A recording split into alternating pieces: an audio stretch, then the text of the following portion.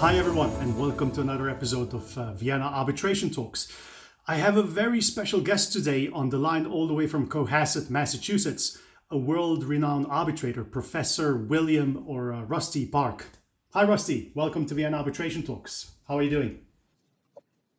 Thank you, Peter, and I'm very grateful for the opportunity to participate in these talks about the history of international arbitration. I'm very grateful that you've joined us today. I wanted to ask you, and I know this is a bit of a recurring question, but how have you been spending the pandemic? How have you been these days? Well, you might expect, the pandemic since March of last year has made the calendar filled with Zoom hearings and Zoom deliberations and Zoom lectures at the university. Right. However, we should be back to normal by the end of the summer when we will begin in-person hearings and in-person lectures. Are you starting also at the university in Boston, which where you're a professor? I have to still say that for our viewers.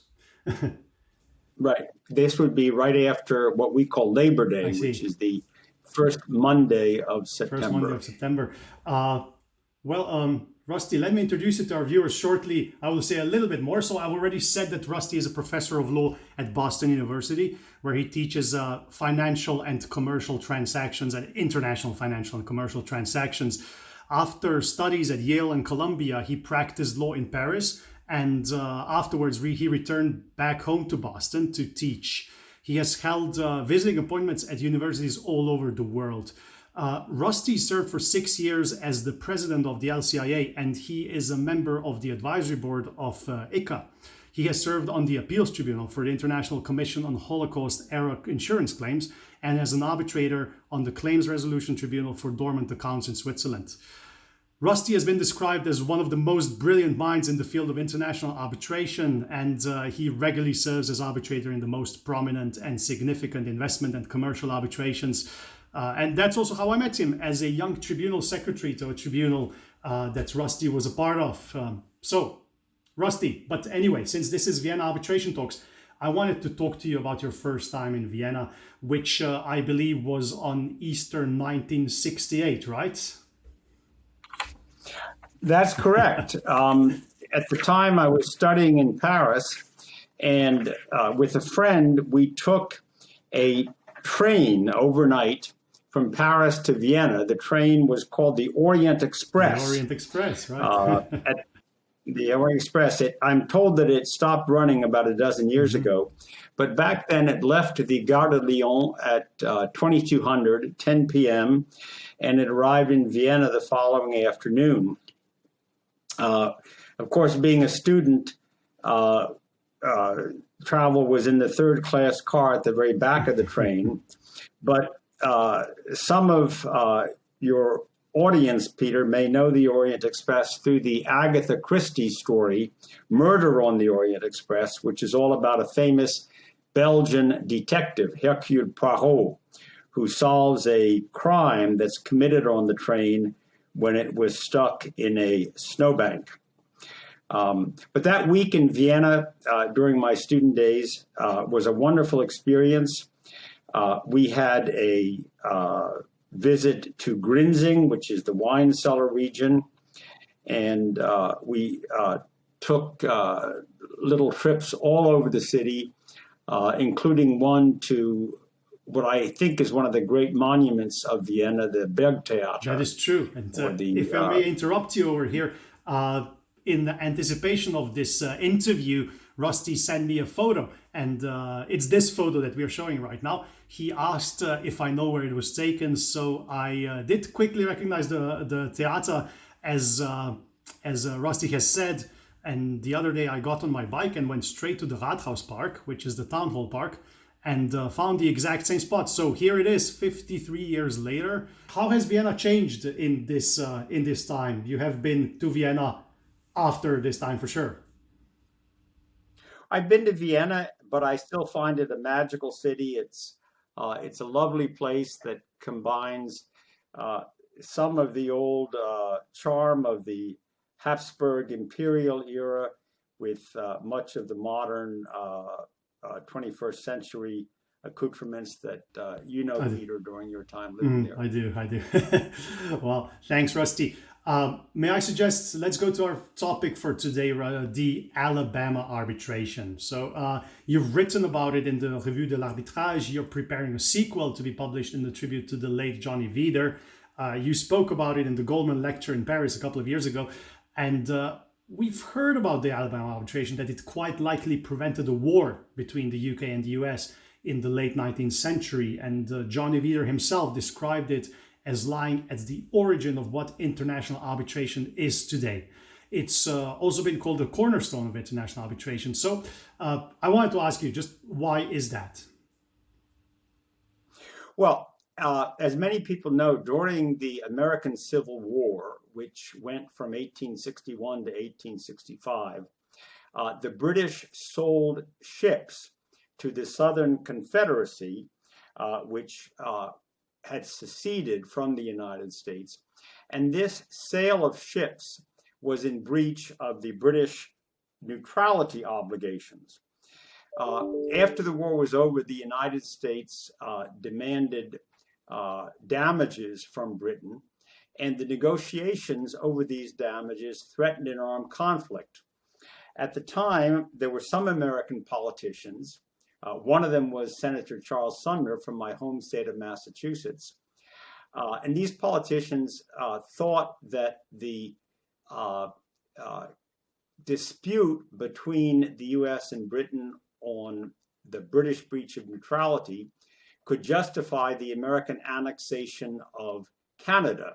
And so there were threats of having the United States invade Canada, which at that time would probably not have been too difficult, given that the Canadian colonies were a very weak assemblage, or I should say a weakly defended assemblage of British possessions just north of the United States. In any event, thanks to cooler heads cooler than that of Charles Sumner, it was possible to settle the dispute through an arbitration in Geneva, which rendered its award in 1862 in a landmark case whose significance remains difficult to overstate. Because in addition to averting war between the United States and Britain and ushering in an era of cooperation between those two nations, the 1872 arbitration introduced significant procedural precedents for arbitration. And these included dissenting opinions, reasoned awards, collegial tribunals, party-appointed arbitrators, and last but not least, notions of the arbitral tribunal's jurisdiction to determine its own jurisdiction, sometimes referred to by the names competence or competence. And I think we'll return to these later, given that it's not always easy to make the transition from a 19th century state-to-state arbitration to modern commercial. That's true, but we do still know a lot of these mechanisms, and we still apply a lot of them. Maybe not the same way, right? But maybe we can return to this later, as you've just suggested. What I wanted to ask you is, if we are talking about the Alabama arbitration, can you tell us more about the ship, the CSS Alabama, that gave it its name? Well, the CSS Alabama, I actually have a replica here. A friend of mine, when he learned that I was giving a lecture on the Alabama, got me this. It's called a ship in the bottle, and it was a replica of the Alabama that had been made by sailors. It's impressive. Wow. It's in a Johnny Walker whiskey bottle, and the way these things are made, as I understand it, is that they're assembled outside the bottle in a long, low, tube-like format with various threads, and then it's put in the bottle, and then the maker pulls the threads, and the ship comes up. Wow. In any event, it was a vessel that had been built in Birkenhead near Liverpool, and it quote unquote, escaped from Britain with the complicity of the British authorities, went down to the Azores, and it was there outfitted as a warship. And it took as its captain a very charismatic and accomplished seaman, Raphael Sims, and then went around the world for the next 2 years attacking northern commercial vessels. I see. You've mentioned Raphael Sims, and was he British? And because as I understand it, a lot of the seamen recruited, I mean, most of them were British, right? The enlisted men were mostly British. That's correct. They might have come from what were then British colonies, such as Australia. Right. But it's true that the crew were mostly British. The officers, though, would have been from states that had seceded from the Union. As you know, there were 11 southern states that seceded. I mentioned earlier the war threat as an impetus to the arbitration. Perhaps one should mention that there was another strong factor in leading to this dispute being settled by arbitration, and that was the peace movements of the late 19th century. The British Peace Society apparently had as its motto at that time the phrase "swords into plowshares," which comes from a biblical prophecy by Isaiah, where he talks about the time in a messianic era when nation would not rise up in war against other nations, and the countries would beat their swords into plowshares. And of course, the plowshare was the productive metal part of the plow. And interesting, this biblical citation now appears in the Geneva Old Town Hall in what's called the Salle Alabama, the Alabama Room, where the arbitration took place in 1871 to 1872. And there is in that room a piece of art, which is a plowshare that was made from swords of American Army officers that were transformed into a plowshare, and it's referred to as la charrue de la paix, or the plowshare. It describes, I think, very well some of the legacy of the arbitration, at least. I mean, it has, as you said, then really did avoid war, prevented war between the UK and the US, right? Absolutely. Right. And the end of the story would be that there was an award in which 15.5 million in gold was awarded to the United States, and British paid it.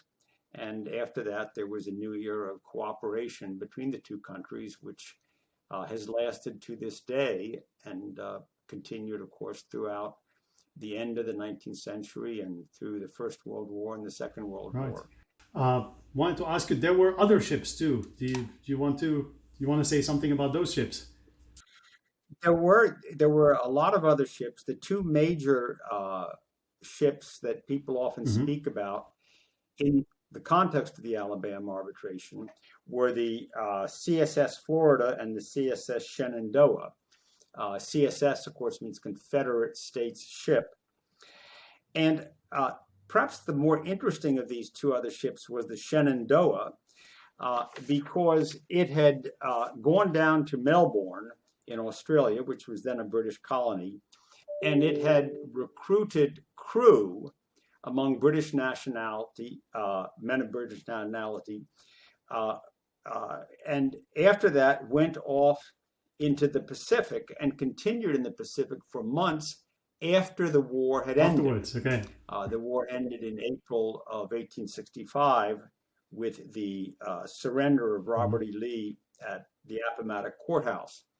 But the captain of the Shenandoah thought that the war was continuing because back then, of course, they didn't have internet or cell phones.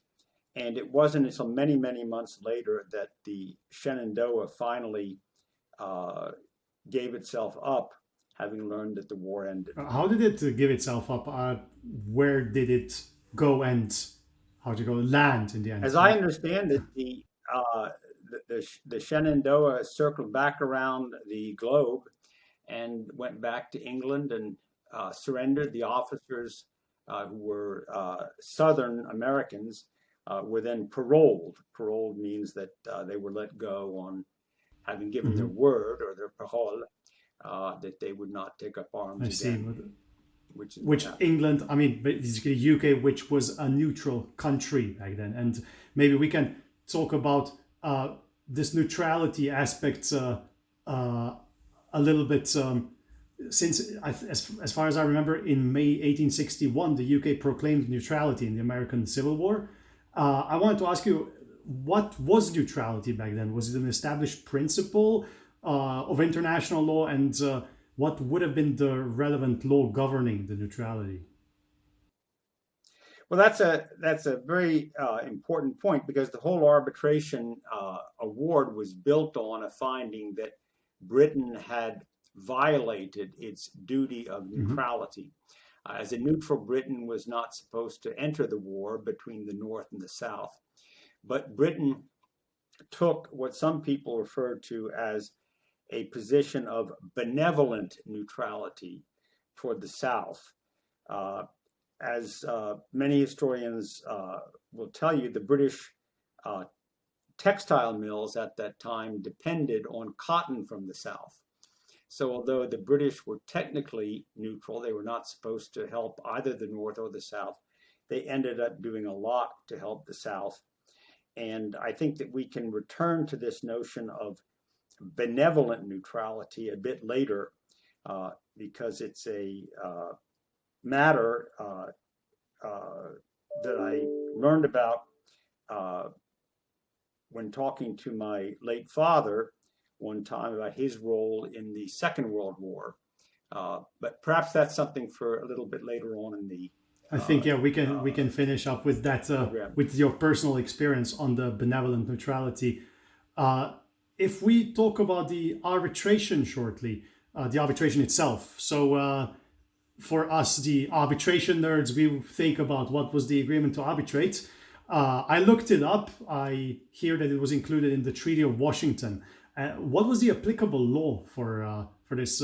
I guess it was just not just public international law in general, or was there any provisions of that? No, public international law, you're correct. Public international law on neutrality at that time was inchoate or embryonic. But what happened was that the President of the United States, Ulysses S. Grant, who had been the Union general that commanded the Northern forces during the Civil War, had been able to outflank the Massachusetts Senator Sumner, who wanted to annex Canada. And he was able to get Britain and the United States to sign in 1871 a treaty. And here's a copy of a book that provides the text of the treaty as well as a commentary, written by a fellow named Caleb Cushing, who was a great 19th century jurist. And in this Treaty of Washington, the British and the Americans agreed on what they considered the rules, and rules is with a capital R. And these were rules that the British contested in the sense that the British said they didn't represent international law at the time of the Civil War, but the United Kingdom did accept that they would apply to the present dispute. And so the arbitrators applied these three rules, and there were three of them, and they had to do with the need to exercise due diligence in preventing the equipment or fitting or arming of a vessel that was destined to be used for war by one of the two belligerents. And this due diligence requirement included some situations that were ambiguous, but it did permit the arbitrators to evaluate the direct damages from what the British had done. And I think we'll come back later on to the difference between direct and indirect damages. Right. There was also a rule that precluded the recruitment of crew, and a final rule that was sort of a catch-all that said that a neutral nation should do anything in its power to prevent violation of the earlier two rules. And this catch-all on due diligence was very important to the arbitrators coming to their decision on the direct damages. So those were the three rules that were basically the applicable law in the case. But what's they were the law set forth in the Treaty of Washington. Right. What was the award? What did the tribunal find? Well, the award was, as mentioned, $15.5 million in gold, which was a lot, I guess. And I think that today that would be about $330 million. And it fixed the damages for Britain's role in building, fitting, and servicing ships that had helped the secessionist South during the Civil War. And it helped the South, of course, in creating a naval force that was able to inflict significant harm on the Northern Union merchant fleet. What would often happen is that a ship, particularly the Alabama, would approach a northern merchant vessel, and the Alabama would be flying the British flag.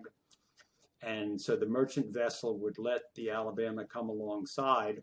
And then, of course, Captain Semmes would raise the Confederate Southern flag. He would board the ship.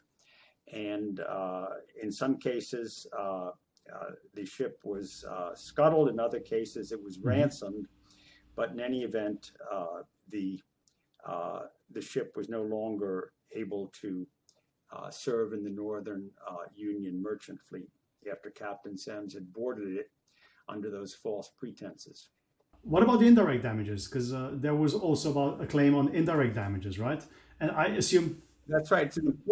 It's an important question that permits linkage between some of the procedural principles in the arbitration and the modern day conduct of commercial arbitration. What had happened was the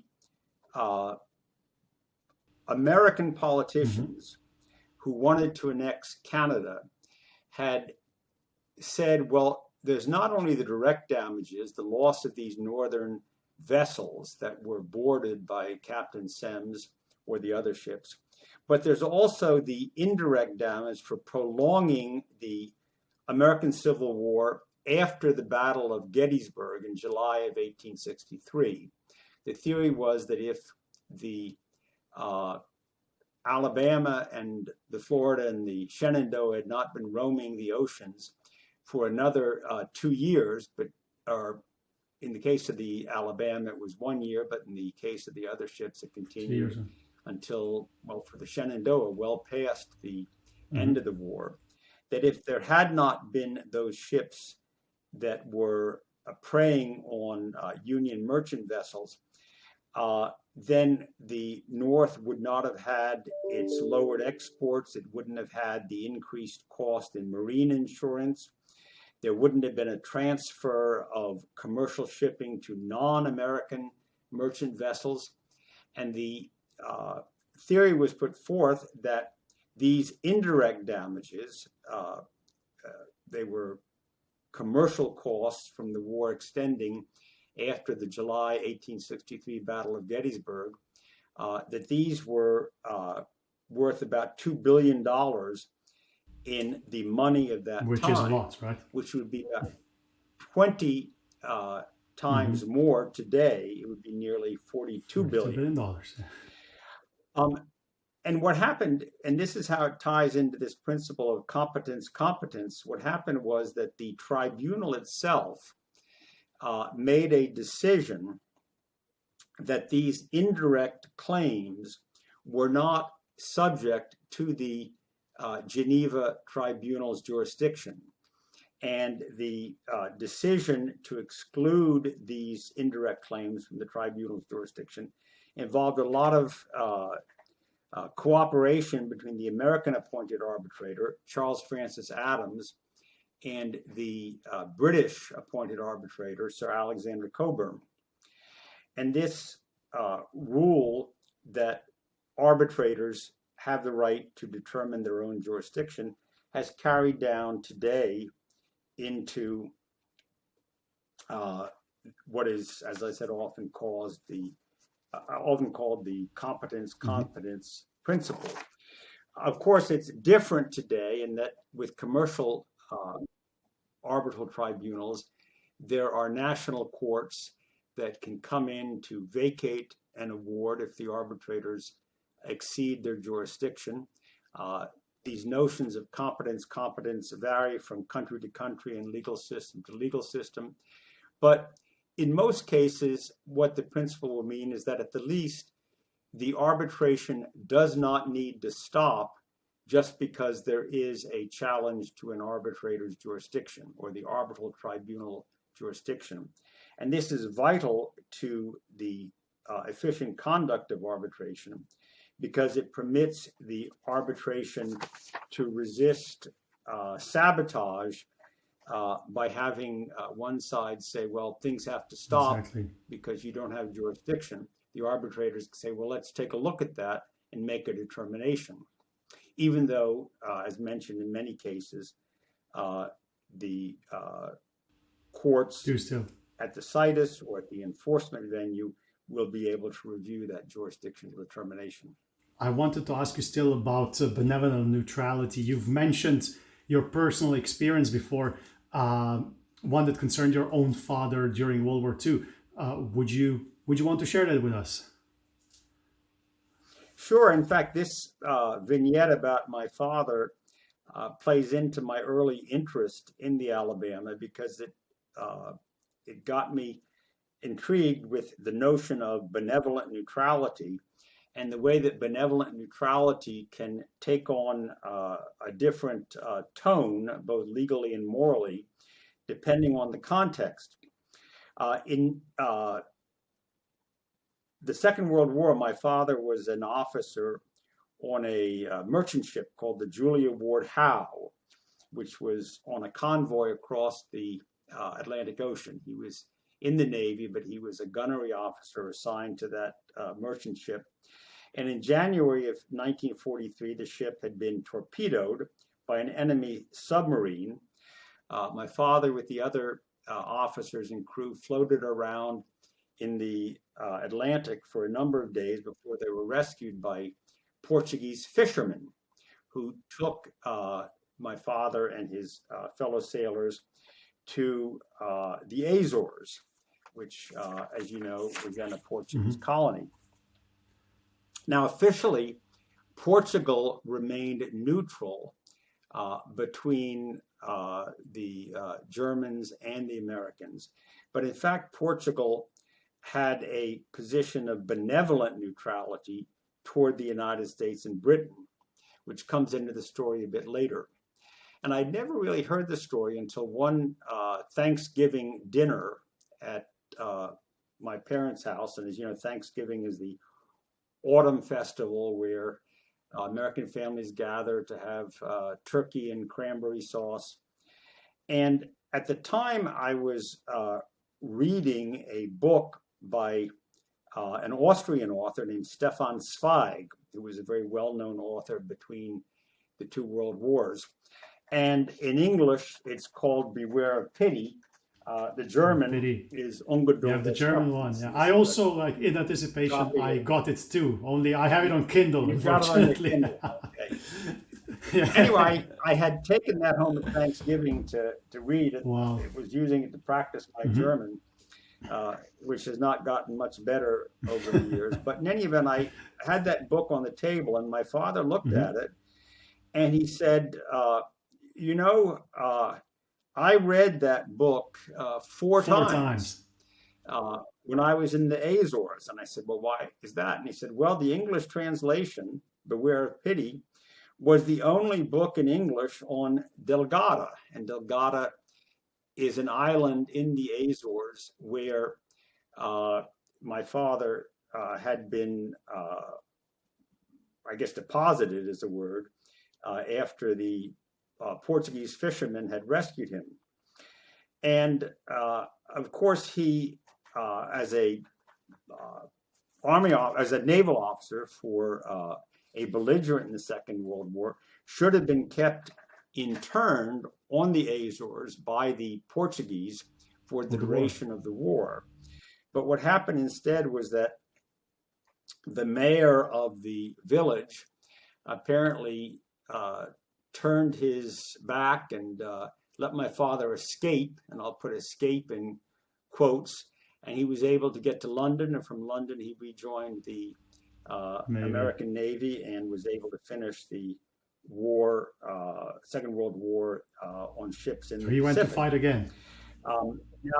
In this instance, the Portuguese permitted an American naval officer to rejoin his command in the struggle against the Nazis, whereas in the case of the Alabama, Britain had helped a rebellious Confederacy in a war that was linked to maintaining slavery. And so one sees how this notion of benevolent neutrality changes color depending on context. Depending on whom you are benevoling with, right? Right. That's right. Right. But that was that discussion of my father's internment during the Second World War and his release was occasioned, and again, this is a link to Austria, I guess, by my having read this book or having been in the process of reading this book by Stefan Zweig, who was a very famous Austrian historian and novelist. I say historian, he wrote many historical novels.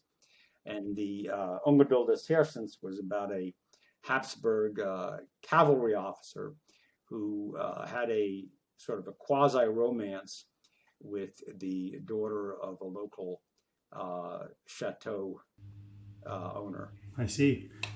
We'll have to read the book. I am, I think, on page 57 right now, so let's see how that goes. But thank you so much, Rusty, for joining us today, presenting this important historic topic to me and the viewers. I really appreciate it a lot, and it was really nice to see you. It's always nice to see you again.